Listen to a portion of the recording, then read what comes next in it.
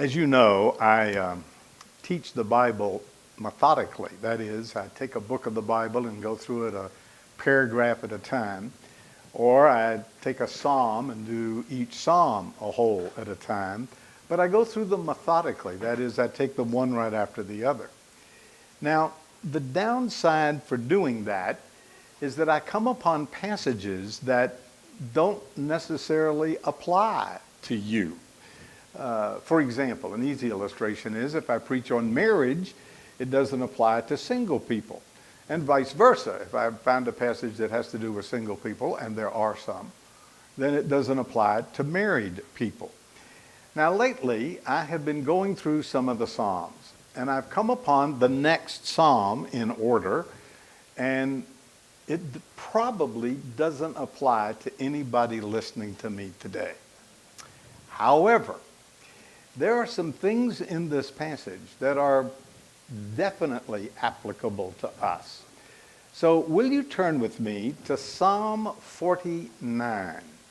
We're going to look at the 49th Psalm, and while you're looking, let me give you a little hint as to what is about to happen. This passage deals with a situation where the psalmist seems to be intimidated by a wicked person. He makes reference several times to not being fearful or not being afraid of those kinds of people. Only the interesting twist, as we shall see as we go through the passage, is that it's not just all wicked people, it is wealthy wicked people. So the situation in this psalm is that the author is being intimidated by wealthy, wicked people. Now, before we look at the psalm, let me say one other thing. As you read the Psalter, you should pay particular attention to the situation that's going on. And that's rarely stated in the first verse. It's usually buried in the passage. And as you read the passage, you need to see if you can put your finger on what exactly is going on that motivated him or provoked him to write this passage of Scripture.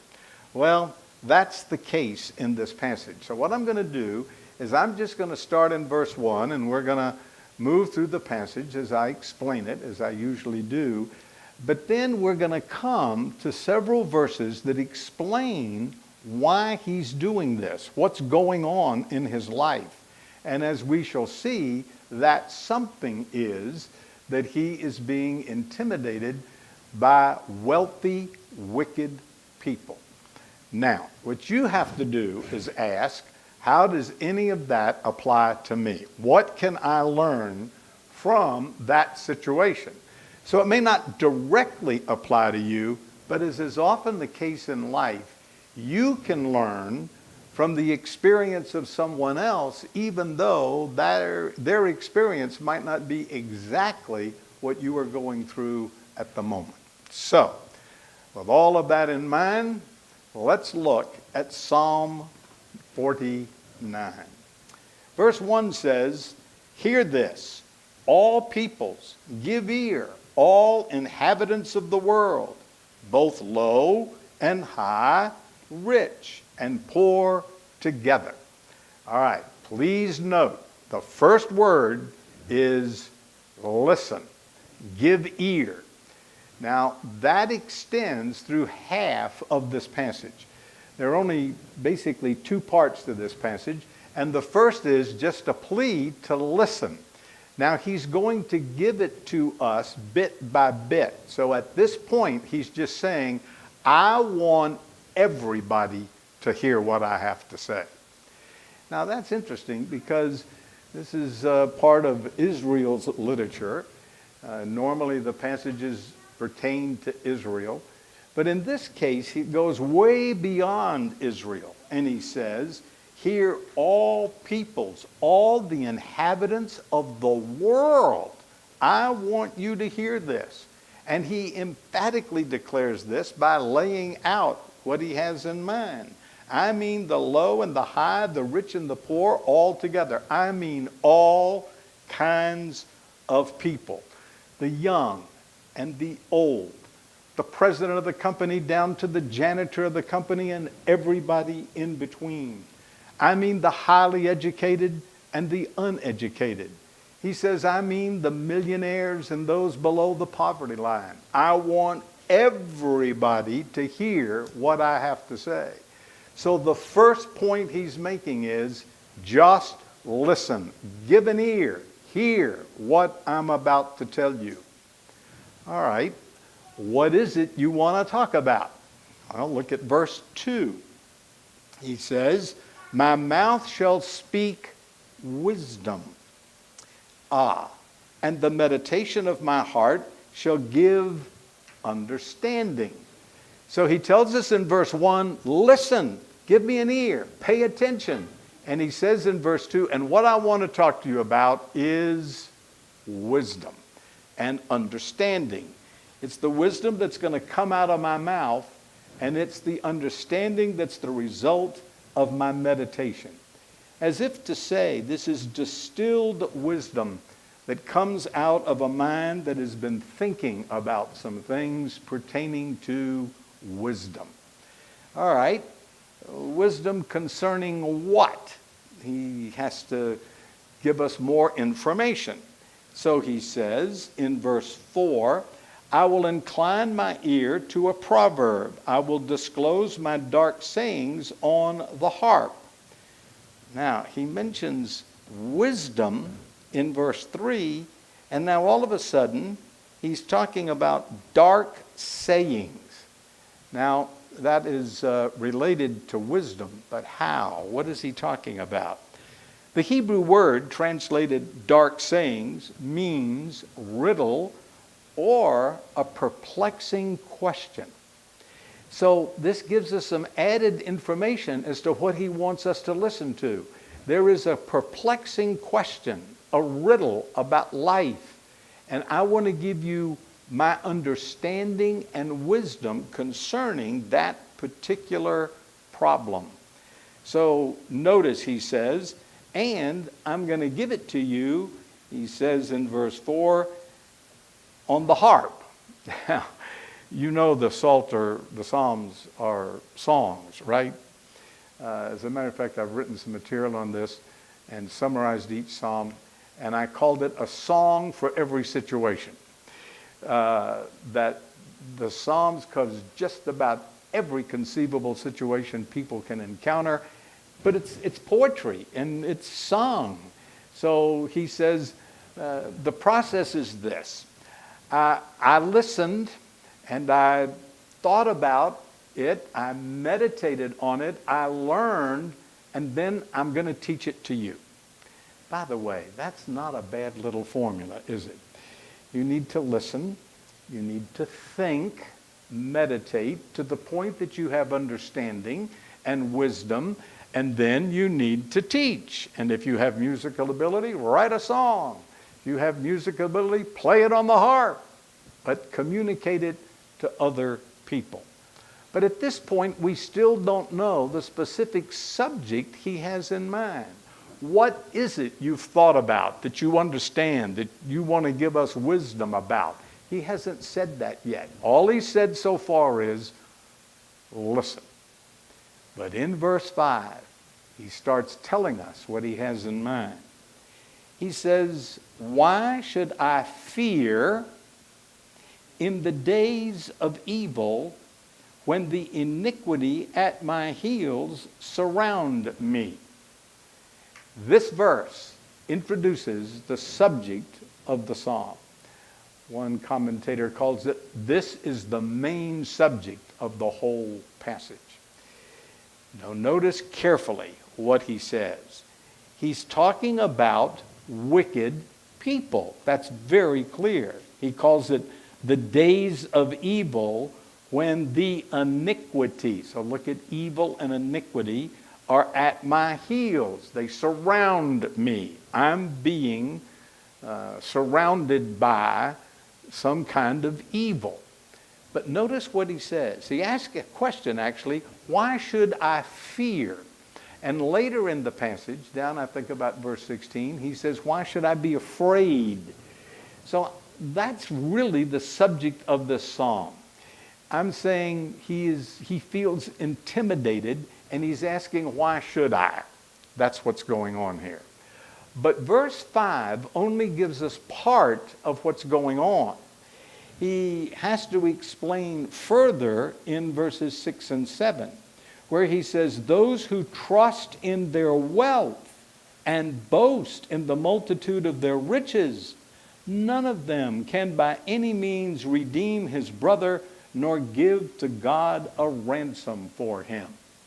Now it is very important to note that in verse 5, he's talking about wicked people, unscrupulous neighbors who are eager somehow to trip him up. But he adds the added factor in verse 6 that those who trust in wealth. So you got to put verses 5 and 6 together, and you come up with the fact that what he's concerned about is he's fearful of wealthy, wicked people, or wicked, wealthy people, however you choose to say it. That is what is concerning him. Notice he says they trust in their riches. They boast in their riches. So the issue is not having wealth, it's trusting wealth. It's a good thing, someone has said, to have that which money can buy, if you don't lose the things money can't buy. It's sad when people start to confuse the price with the value. So the issue now is there are people that are intimidating him, and he's saying they trust in their money, and they're intimidating me, and they boast about it. But then he says this, their money cannot redeem his brother, verse 7, nor give ransom for him. In other words, he's saying all the money cannot save other people from death. That seems to be the meaning here. You can have all the money in the world, but that isn't going to help you redeem a brother from death, or for that matter, yourself. So he says in verse 8, for the redemption of their souls is costly. It shall cease forever. Now the word redemption here is not talking about what we normally think of as spiritual salvation. The point is you cannot buy your way out of dying. So you can have all the money in the world, but it's not going to help you when you die. Verse 9, that he should continue to live eternally and not see the pit.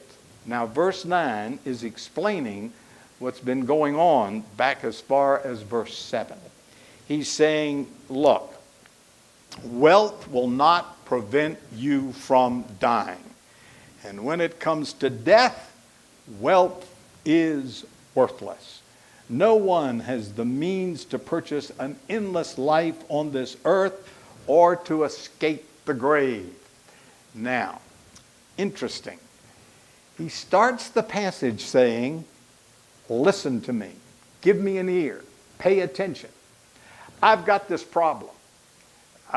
There's a wicked wealthy person intimidating me.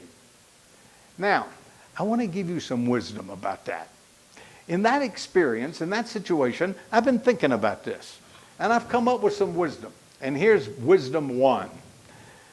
Wealth cannot prevent death. That's the point. That's the wisdom he mentioned earlier in the passage, and so clearly spells out in verse 9.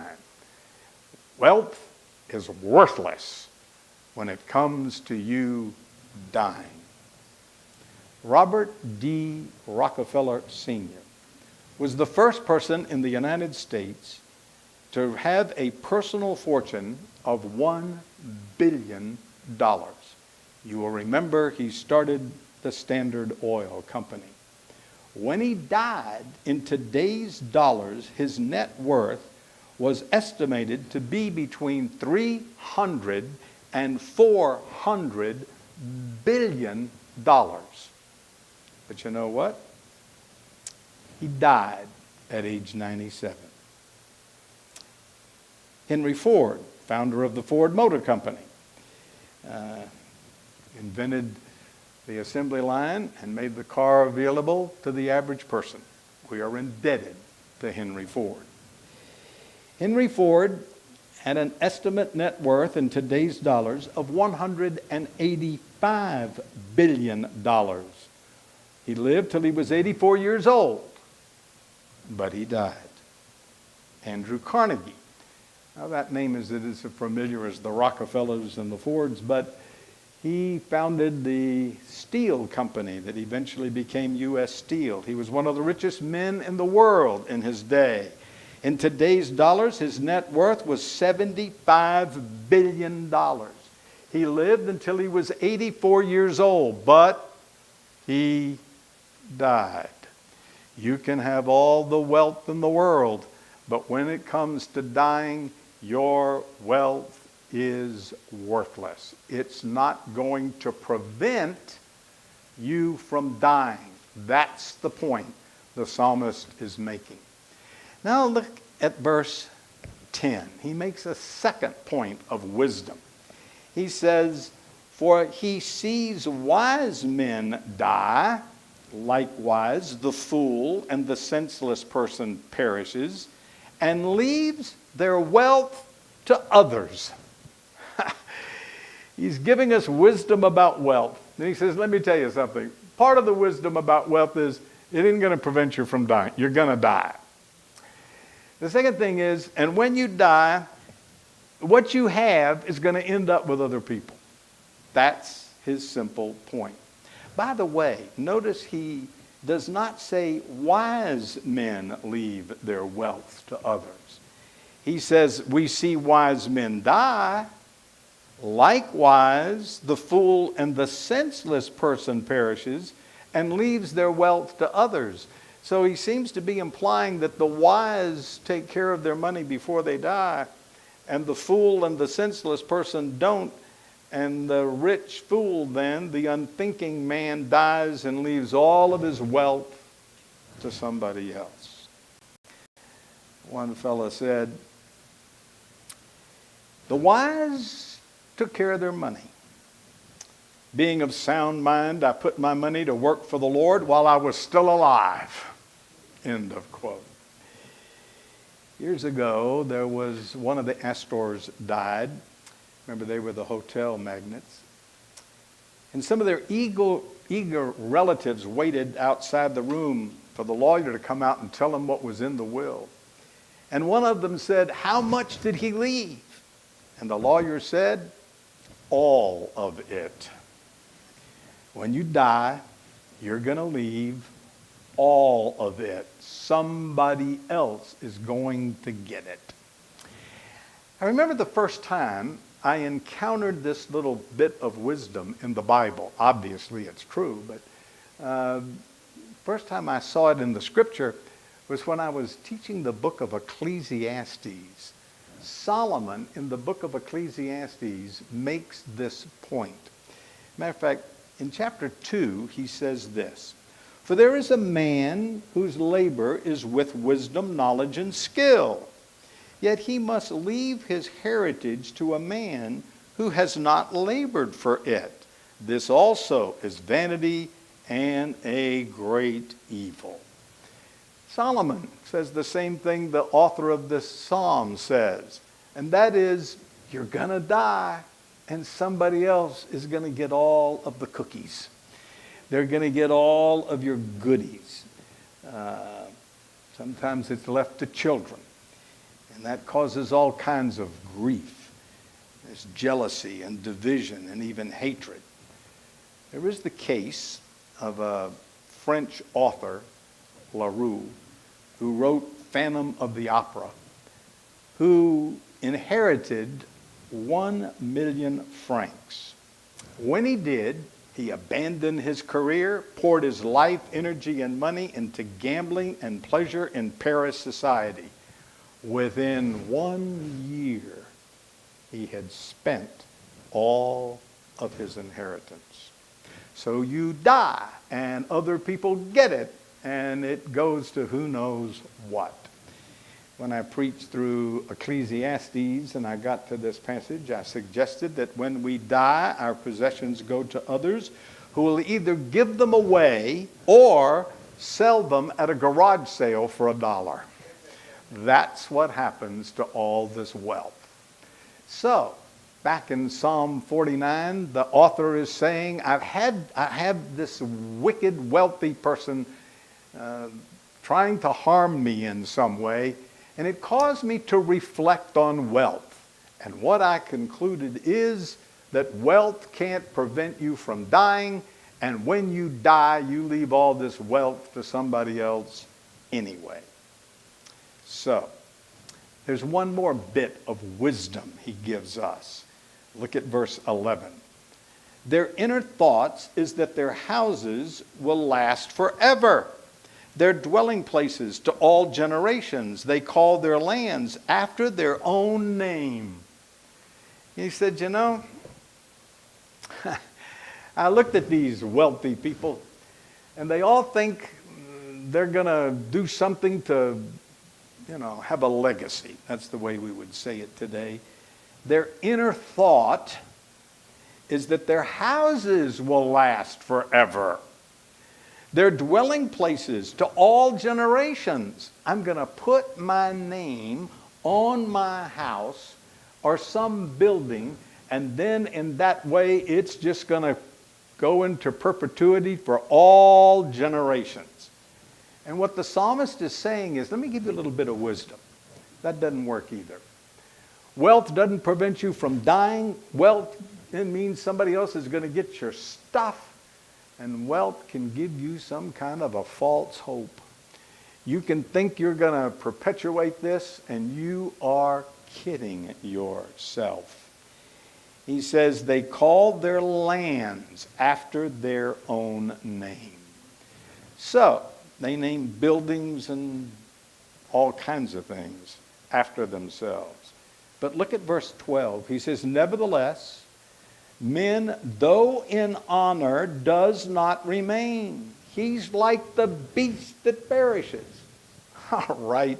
You can stick your name on a building. You can put your name on something else, thinking your name is going to last forever, but you're going to die like some dumb beast in the field. It's not going to give you the hope you think you have. So what they're looking for is honor. But he says it's not going to last. By the way, I think this is an interesting little insight. The very fact that people try to perpetuate their reputation on this earth forever shows there's something within the human psyche that wants to live forever. They want to live beyond their life. It's an interesting little thought. But the point this passage is making is there's this false idea that you're going to put your name on something, and that somehow is going to help you live forever. But you still die, and you still leave everything to everybody else, except that name on that building. What we do is we name cities after people, we name buildings after people, we name streets after people. George Washington has the capital of the United States named after him. Ronald Reagan has a hospital named after him. There was a man named William Mulholland, who was actually an architect in Los Angeles. He, matter of fact, created the aqueduct that brought water to Los Angeles. If it weren't for him, we would be in a little bit of a drought, more so than we are. At any rate, in 1929, he inspected the St. Francis Dam. 12 hours later, the dam burst and 431 people were killed. But we honor him with a name on a street. But he died. He left everything. It all went up in smoke. Then there's the story of that well-to-do developer, a committed socialist actually. He ran for member of several political offices. He ran for the British Parliament, the Canadian Parliament, the United States Congress, and the Los Angeles City Council, and he lost every time. He blew his vast fortune on investments, including an electromagnet belt that he said would cure headaches. Nevertheless, Henry Gaylord Wilshire was honored by a street named after him in 1895. It's that 15-mile stretch from downtown Los Angeles to the Pacific Ocean. But you know what? With all that honor these men had, they all died. Now, the point of this passage so far is really relatively simple. The point is that, let me give you a word of wisdom concerning wealth. The wealthy trust their wealth, but they die, and their wealth ends up in the hands of somebody else. That's a sobering thought, isn't it? Maybe one we ought to think about more. But there's more to the passage. I think that what I've said so far is the first half of the passage. What happens from here to the end of the passage is the second half of the passage. Look at verse 13. This is the way of those who are foolish and their posterity who approve these their sayings. Selah. Now I want you to focus on the word Selah for a minute. See that word in verse 13? What does that mean? Truth is, we're not sure. We're not exactly sure what that word means. Most commentators and scholars suggest that it means rest or a pause. Keep in mind these are songs. And some say, most say, it's the idea of just pause for a minute and think about what is being said. I like that. I think that's as good a guess as any. I'm going to use it. So the first half of this passage is saying, listen, give me an ear, pay attention. And the second half is saying, now that you heard these words of wisdom about wealth, think about it. I want you to think about this for a second. So he says in this verse, this is what you need to think about. This is the way of those who were foolish. And then the people who came after them followed in their path. So at this point, he is saying how silly it is to live only for the present. This is the fate of those who unwisely trust their wealth instead of the Lord. They foolishly live as if they were never going to die. But die they must. And when they do, their relatives and friends follow in the same path. So he says in verse 14, like sheep, they are led in the grave. Death shall feed on them. The upright have dominion over them in the morning, and their beauty shall be consumed in the grave, far from their dwelling. Now again, he's simply reflecting on what happens at death, even to wealthy people. And what he's saying is, they trust in their riches, but they are like sheep that are being led by the shepherd. And in this case, the shepherd is leading them to death. And when they get to the grave, their beauty is consumed. On the other hand, the upright have the upper hand over the wicked in the next life. He says, their beauty shall be consumed in the grave, far from their dwelling, but the upright have dominion over them. The upright will have the upper hand over the wicked in the next life. So he is saying the upright shall have dominion over them in the morning. That is, the tables will be turned. as with the rich man and Lazarus. Remember that story? Abraham said to the rich man, "Son, remember that in your lifetime you received your good things, and likewise Lazarus evil things, but now he is comforted and you are tormented." So his point is, you wealthy people are going to die, and when you die, the tables are going to be turned. You are going to be the one that suffers, and the upright, those who know the Lord, will not. Then the psalmist continues this line of thought, only he includes himself now. He says in verse 15, "But God will deliver my soul from the power of the grave." Now, in verses 13 and 14, he's talking about the wealth in general. And now he's talking about himself. And he says, God will redeem him from on the other side of the grave. He will free him from the power of the grave. And God will receive him. All he can say about the wicked is, all that beauty you have in the grave, that's going to disappear.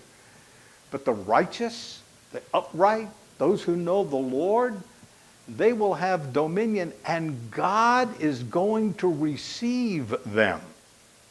Now, this is a very interesting little statement for this reason. The Old Testament doesn't have a lot to say about life after death. You notice that? In the Old Testament, God gave the land to Israel, and the hope is that the Messiah is going to come and they're going to dwell in the land with peace and prosperity forever. That's the message, basically, of the Old Testament. It doesn't say a whole lot beyond what happens after death. Matter of fact, there are other things the Old Testament doesn't say a lot about. There are passages that talk about the Messiah. Daniel 9 says the Messiah is coming, he even gives the time. But doesn't say a lot about that. Matter of fact, the Bible, the Old Testament, doesn't even say, really lay out specifically the Trinity. Genesis says, God said, let us make man in our image. That, I think, hints of the Trinity, doesn't spell it out. The other explanation of that is that God said to the angels, let us make man in our image. If that's the interpretation, you're made after the image of an angel. I'd much rather be made after the image of God, but that's a whole other issue. My point is, well, can I get theological for a minute? Can I give you a theological term? Theologians call this progressive revelation. What they mean by that is that God doesn't reveal everything all at once, that God reveals it progressively, and he gives you more and more info. Sort of like the way this psalm was. He gave it to us bit by bit and developed the thought. Well, the Old Testament does not say a whole lot about what happens after death. The New Testament tells us that when we're absent from the body, we will be present with the Lord. It tells us all kinds of things about what happens in the future that the Old Testament doesn't. But one of the few passages in the Old Testament that talks about what happens after death is this one. Mark it, and mark it well. After you die, the Lord is going to receive you. Now, some interpret this as just nothing more than the resurrection. But this very phrase, receive, this Hebrew word, is used of Enoch, where it says he walked with God and he was not, and God took him. Same Hebrew word. God received him. It's used of Elijah, 2 Kings chapter 2, where Elijah, remember, in the chariot went up to heaven? Same word. The Lord received him. So what the psalmist is saying is, look, you wealthy people are going to the grave, and for all I know, your beauty's going to wrinkle and turn to dust. But let me tell you about the righteous. The Lord is going to receive us.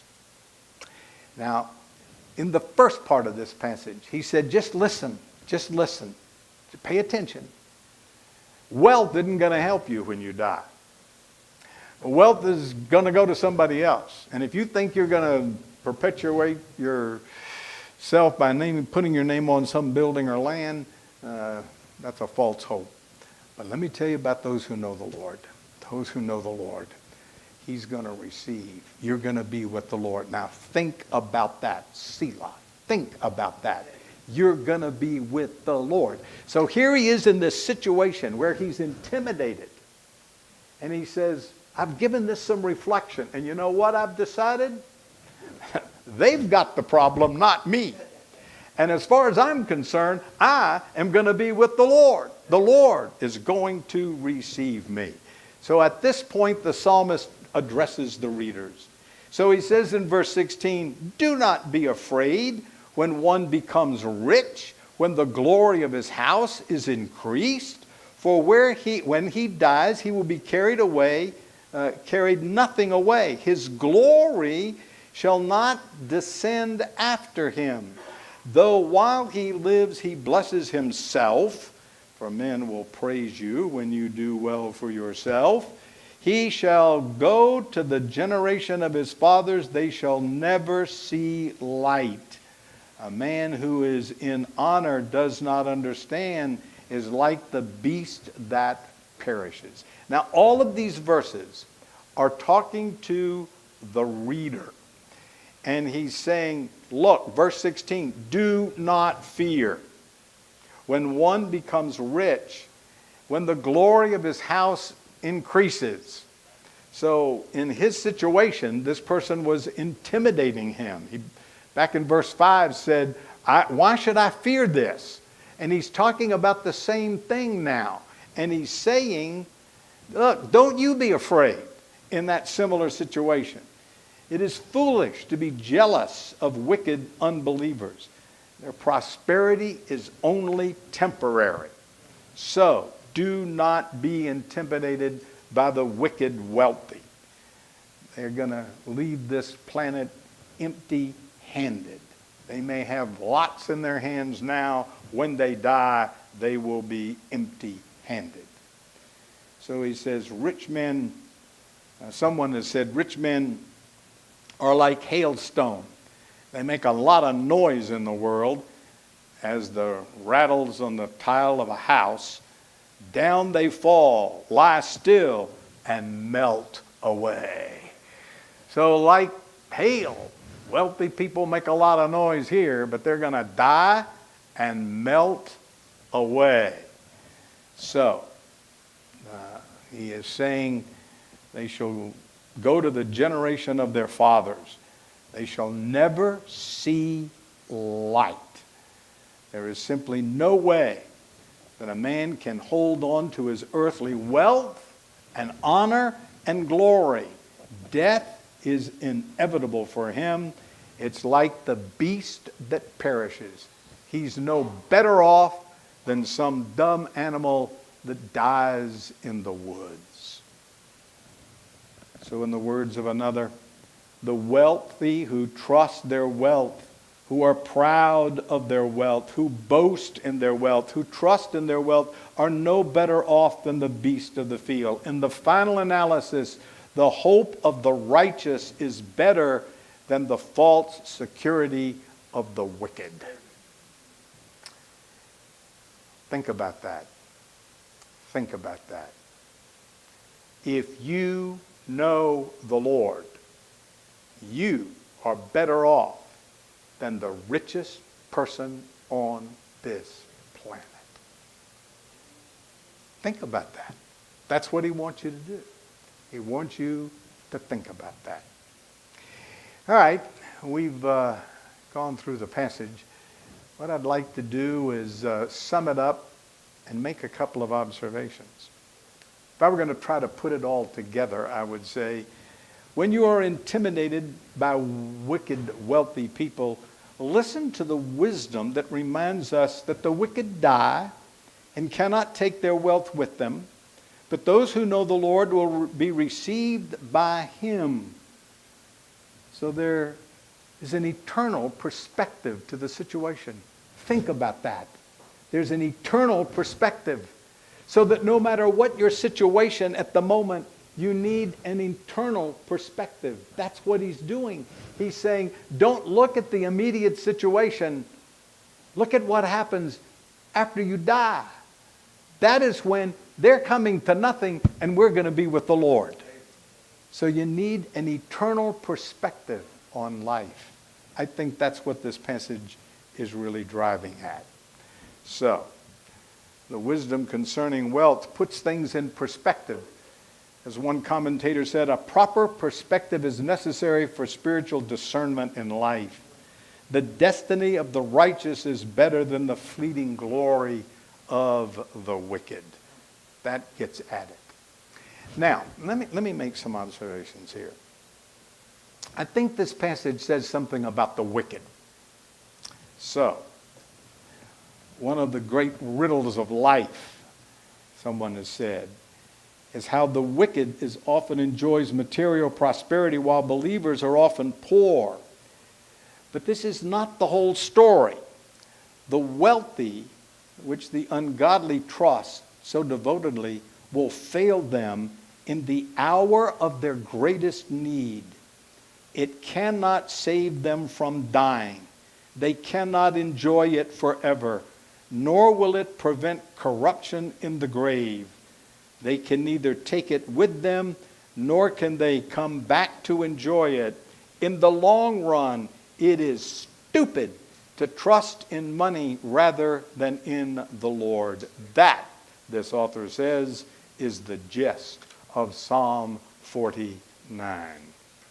But I think this passage also has something to say about believers. Think about it. The whole passage is about the wicked wealthy, and then at the end he talks about the upright, the righteous, those who know the Lord. So there's something to be gleaned from this about wealth and wealthy people, and there's something to be gleaned from this concerning us who know the Lord. So we also, who are believers, should not envy the ungodly who prosper in this life. We should not feel inferior to them. All that they have will perish with them. Those that fear God, however, can expect a glorious future with the Lord beyond the grave.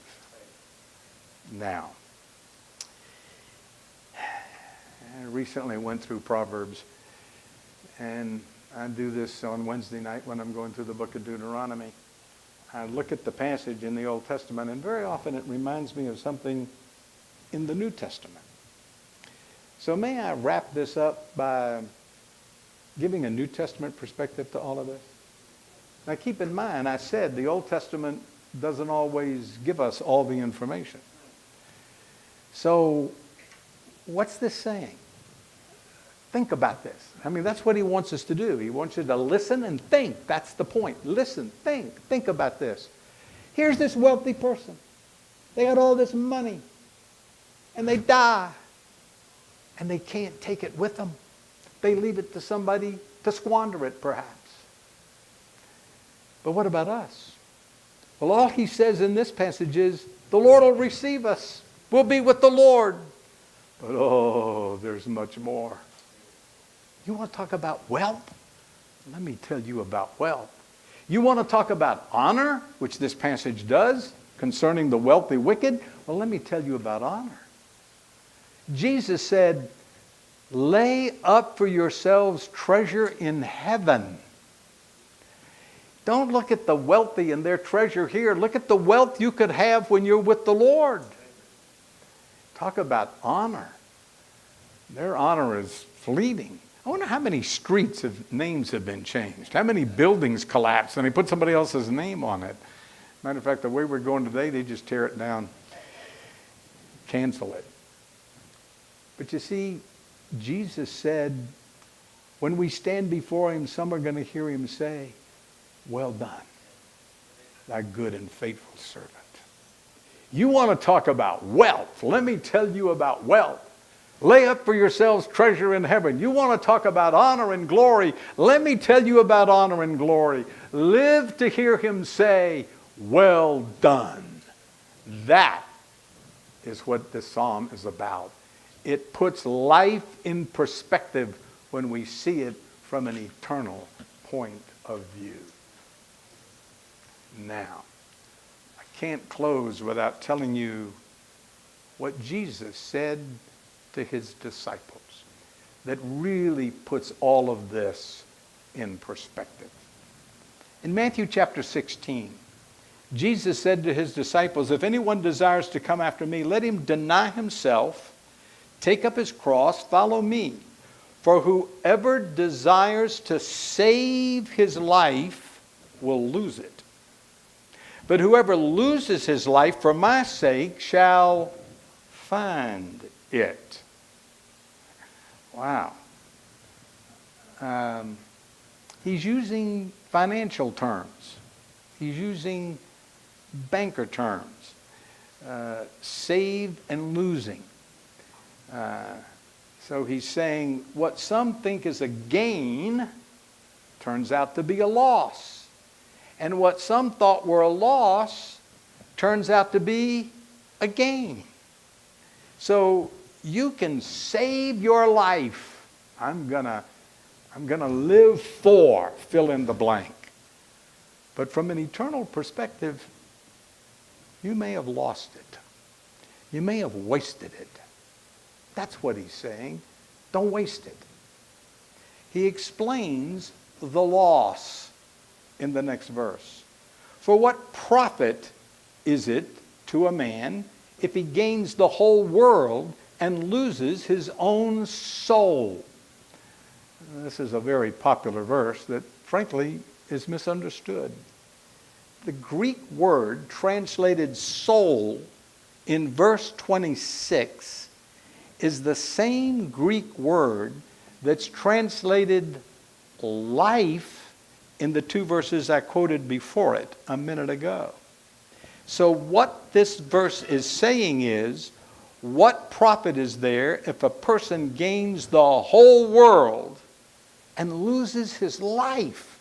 Now keep in mind, we're talking about profit and loss, and he's saying this is what you could lose. You could lose your life. Now, what is he talking about? I think he's contemplating the possibility of just wasting your life from an eternal perspective, as will become very clear if you just keep reading the passage. But at this point, he is saying, you gain the whole world. The whole world. Think about that. Most of us would settle for a few million. We'd be happy, right? Well, multiply that to the point that you own the whole world. According to one estimate, in today's dollars, Caesar Augustus was worth $4.6 trillion. And that's because he personally owned all of Egypt. He lived till he was 76 years old and he died. And a whole bunch of other people inherited Egypt. So if you gained the whole world and you did not live for Jesus Christ, you wasted it. You lost that opportunity. You lost that life. So look at life from an eternal perspective. Don't just look at the current wealth or the current wickedness, but keep in mind all of that dies someday. And those of us who know the Lord will be received by him. So, Jesus is asking a question. If a person gave his life to gain material possessions, what profit would he have? The word profit, by the way, indicates that he's talking about reward. This is very important. You want to go to heaven? That's a gift. The gift of God is eternal life. That's by faith in Jesus Christ. He died for you. He arose from the dead. Trust him, and he gives you the gift of eternal life. For by grace are we saved through faith, and that not of yourselves. It is the gift of God.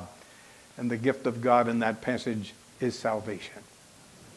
But when you see the word profit in the Bible, then the subject shifts to the fact that we're all going to stand before the judgment seat of Christ, and we're going to be given rewards. Some are going to hear, well done. Some are going to rule over 10 cities. And some are not going to hear, well done. They're going to be street cleaners. So look at it from an eternal perspective. And that's what Jesus is saying. What profit is there? Now, I contend he's not talking about going to heaven. That's something different. That's free. He's talking about rewards. Say, how can you be so dogmatic about that? Real simple. Read the verse. Read the next verse. He explains the gain. Now, he explained the loss.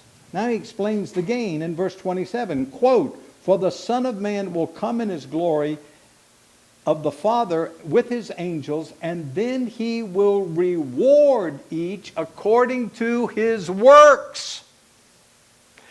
You see, you go to heaven by faith, not of works, but you are rewarded based on works. I quoted a minute ago, Ephesians 2:8, "For by grace are you saved through faith, and that not of yourselves, it is the gift of God." That passage says, "and not of works, lest any man should boast." We're not going to be going to heaven because we worked for it. You can't. There's no way you make up for the sin you've committed by works. But if you receive the gift of eternal life, then what you do for him will be rewarded. That's spelled out very clearly in 1 Corinthians chapter 3 and several other passages, I might add. So what Jesus is teaching in this passage really puts Psalm 49 into its proper perspective. You could gain the whole world of wealth. And what happens? You die. You leave it to somebody else. All right, you put your name on a building. It'll burn down. It won't last forever either. But you want wealth, you want glory, you want reward, then let me tell you what you do with your life. You don't leave the Lord out of it. You trust him, you walk with him, you honor him, you serve him, and then you will be rewarded. You'll be honored. You'll have eternal wealth. Spurgeon, that famous Baptist preacher of the 19th century, wrote a commentary on the book of Matthew, and his comment on these verses ends with a prayer. Lord, may I look at everything in a blaze of light which surrounds your judgment seat. Ah, I love it. Look at things from an eternal perspective. Look at things from the perspective of the judgment seat of Christ. Don't be intimidated by the wicked wealthy. Lay up for yourselves treasure in heaven. Live to hear, well done, thy good and faithful servant. Or in the words of a song we used to sing, only one life will soon be past. Only what's done for Christ will last.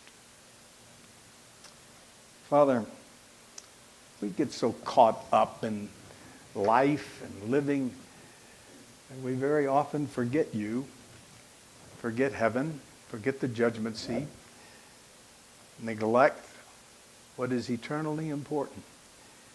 Thank you for this reminder. May the Spirit of God press upon our minds that this isn't the end. It's only the beginning. And what really counts is what happens next. In Jesus'